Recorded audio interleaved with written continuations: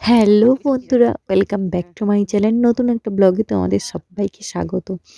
বিয়ের পর বিয়ে হতে যায় মোটামুটি ৩ বছর।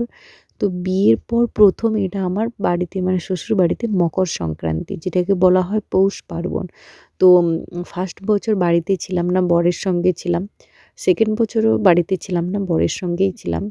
তো এই বছরটা বাপের বাড়িতেই ছিলাম, বাট আমি বাপের বাড়িতে থাকিনি, চলে এসেছি। কারণ শ্বশুর বাড়িতে ফার্স্ট টাইম আমি মকর সংক্রান্তিতে বাড়িতে থাকবো বলে। অ্যাকচুয়ালি আমার বাপের বাড়িতে যেরকম মকর সংক্রান্তি হয় মানে পালন করা হয়, শ্বশুর বাড়িতে ঠিক সেরকম হয় না। কিছু কিছু নিয়ম আছে যেগুলো আলাদা ধরনের হয়। ওই জন্য আমি ভাবলাম যে এবছর বাপের বাড়িতে না থেকে, বাপের বাড়িতে তো বিয়ের আগে দেখেছি, বাট শ্বশুর বাড়িতে তো দেখিনি। ৩ বছর বিয়ে হয়ে গেল। তো এই বছর আমি শ্বশুর বাড়ি থেকে মানে শ্বশুর বাড়িতে থাকবো এবং কি কি নিয়ম হয় সমস্ত কিছুটা দেখার চেষ্টা করব। তো সমস্ত কিছুর দায়িত্ব শাশুড়ি মা আমার উপর চাপিয়ে দিয়েছেন।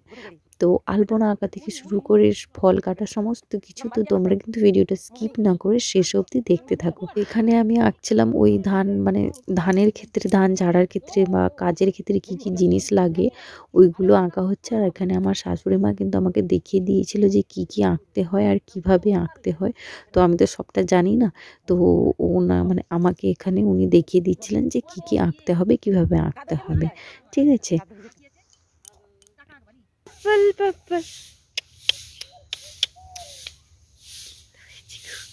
কেমন হয়েছে বলো? বলো কেমন হয়েছে? কাকে দেখছো? ঠাম্মিকে দেখছো? ঠাম্মি ঘর ঝাঁটাচ্ছে। ঠাম্মি ঘর ঝাঁটাচ্ছে।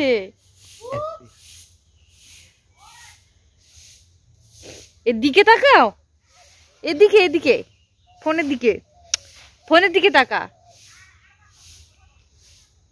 কেমন হয়েছে পাপা? আমি এঁকেছি, দেখো দেখি ফুলগুলা। আজকে পুজো আছে না, ষাঁড়ের পুজো আছে। ওই যে ষাঁড় দেখো, ওই যে ষাঁড়, দেখেছো ষাঁড়টাকে? ষাঁড়টা আমাদের বাড়ি।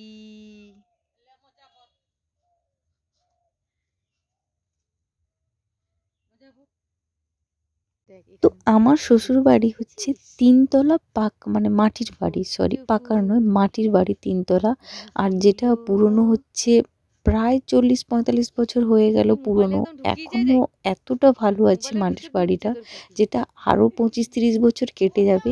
যারা মানে থাকলে আরও 25-30 বছর কেটে যাবে। ঠিক আছে। তো বিকাল হয়ে গেছে আর আমার ছেলেকে নিয়ে বিকালে বেরাতে হয়। ওকে, ও যেহেতু বেড়িবুড়ি করতে যায় তাই জন্য ওকে নিয়ে আমি বেড়িবুড়ি করতে বেরিয়েছি। কোনোদিন আমার শাশুড়ি মা বেরায়।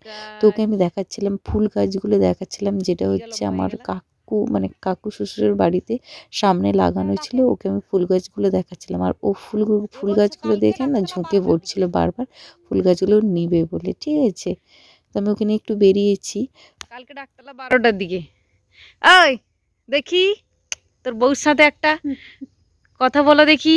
বলো বলো বলো বলো বলো কথা বলো। বলো বউর কোলে প্রথম চেপে কেমন লাগছে? প্রথম না, অনেকবার চেপেছি। কেমন লাগছে বল? বউর কোলে চেপে কেমন লাগছে? কেমন লাগছে বলো?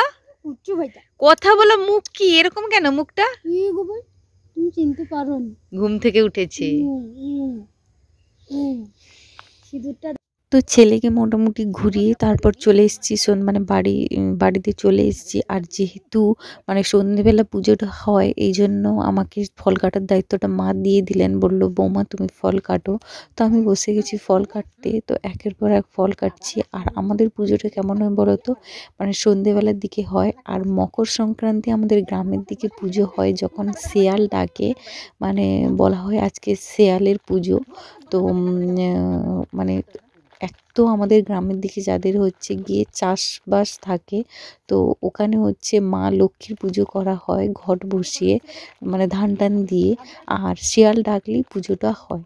তো শিয়াল ডাকলে আমার বাবা বাড়ির দিকে মোটামুটি শিয়াল 3বার ডাকবে। মানে প্রথমবার ডাকলে প্রথমবার গোটা জল টল ঘরের চারিদিকে ছিটানো হয়, দিয়ে পুজো শুরু করা হয় 3 বার করার পরে। আর আমার শ্বশুরবাড়ির দিকে যে নিয়মটা আছে সেটা হচ্ছে একবার শিয়াল ডাকা শুনলেই হবে, দিয়ে পুজো শুরু করতে হবে। ওটা ঘরের চারধার হচ্ছে গিয়ে জল ছেটানো হয় না, জাস্ট যেখানটায় পূজাটা হবে সেখানটায় চারিদিক জল ছেটালেই হবে, ওরকম একটা নিয়ম আছে। তো আমার শ্বশুর মানে বাবা বাড়ির দিকে কি হয়, ঠাকুর বের করে, লক্ষ্মী ঠাকুর বের করে পূজা করা হয়। এখানে লক্ষ্মী ঠাকুর বের করে না, হচ্ছে কি ধান দিয়ে মানে পূজা করা হয়।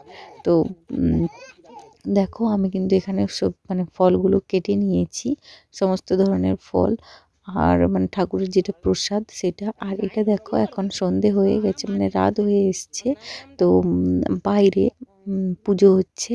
আর এখানে হচ্ছে একটা খুঁটি দিয়ে, মানে খুঁটিতে পুজো করা হয়, খুঁটিতে ওই ধানের যে বিড়া থাকে ওটা দিয়ে পুজো করা হয়। আর তার সাথে হচ্ছে গিয়ে আমি যে ছবিগুলো এঁকেছিলাম তার মধ্যে একটা হচ্ছে গিয়ে মানে চালা বলে, যেটাকে চালা, কুলো, তারপরে দাহা, সিঁড়ি, তারপরে নাগল, তারপরে অনেক কিছু থাকে যেটা হচ্ছে চাষবাসের কাজে লাগে, যেগুলো সেগুলো দিয়ে কিন্তু পুজো করা হয়। আর এখানে দেখো আমার বাবা সোনা তার পিপির কোলে উঠে বসে আছে, আর এখানে পুজো করা হচ্ছে। তো নিয়মটা তো তোমাদের বললাম। তো মোটামুটি অনেকের মানে গ্রামের দিকে অনেক রকমের পুজো হয়, তো আমাদের এখানে এরকমই পুজো হয়। মানে আমার শ্বশুর বাড়িটা যে এখানে আছে, আর আমার বাবার বাড়িতে আরেক ধরনের, মানে পুজো একই হয়, এরকমই আলপনা আঁকা হয়, এরকমই ষাঁড় মানে গোবর দিয়ে ষাঁড় তৈরি করা হয়, দিয়ে আঁকা হয়, মানে সরি পুজো করা হয়। বাট পুজোর কিছু পদ্ধতি আছে যেগুলো হচ্ছে আমার বাবা বাড়ির দিকে কিছুটা আলাদা, আমার শ্বশুর বাড়ির দিকে আলাদা। তো আমি তোমাদের ফার্স্টেই বলেছি আমি বাপের বাড়িতে বিয়ের আগে পুজো কাটিয়েছি, বাট শ্বশুর বাড়িতে 3 বছর বিয়ে হতে যায় আমি কিন্তু শ্বশুরবাড়িতে ছিলাম না। প্রথমবারে বরের কাছে চলে গেছিলাম বিনাগুড়িতে, সেকেন্ডবারে জম্বুতে ছিলাম, তো এই জন্য আর করতে পারিনি। তো এইবারে সুযোগ পেয়েছি, আমি বললাম এইবারে আর আমি কোথাও যাবো না, আমি শ্বশুরবাড়ির পুজোটাই কাটাবো। তো এখানে পুজো কাটাবো বলে আমার শাশুড়ি মাও আমাকে সমস্ত কিছু দায়িত্ব দিয়েছিলেন। আর পুজোটা যেহেতু মানে পুরুষ মানে ছেলেদের করতে হয়, এই জন্য এখানে ছেলে পুজো করছে, না হলে কিন্তু পুজোর দায়িত্বটাও আমি নিতাম। আর এখানে দেখো গোবর দিয়ে ষাঁড় তৈরি করা হয়েছে। তো তোমাদের কোথায় কার বাড়িতে কিভাবে মানে পুজো করা হয় তোমরা কিন্তু অবশ্যই কমেন্ট করে জানিও। আর কার বাড়ি কোথায় সেটাও কিন্তু অবশ্যই কমেন্ট করে জানিও। তো দেখা হচ্ছে নেক্সট ব্লগে। আর তোমরা কন্টিনিউ ভিডিওটা দেখতে থাকো। আর যারা নতুন দেখছো তারা কিন্তু অবশ্যই চ্যানেলটা সাবস্ক্রাইব করে দিও, আর পাশে থাকা বেল আইকনটি ক্লিক করে দিও, যাতে এরপর আমি কোনো ভিডিও ছাড়লে তোমরা কিন্তু অবশ্যই দেখতে পাবে। তো চলো আজকের মতো টাটা।